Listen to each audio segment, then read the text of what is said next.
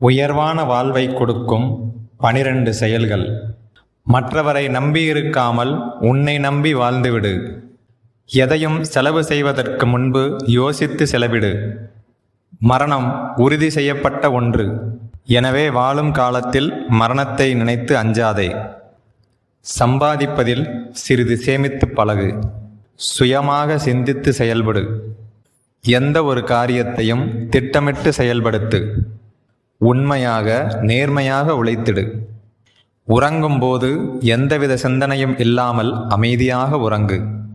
எந்த செயல்களையும் அச்சமின்றி செய்திடு. யாரிடம் பேசினாலும் பணிவாக பேசு. அனைவரிடமும் நாகரிகமாக பழகு. உணவை அளவோடு சாப்பிடு.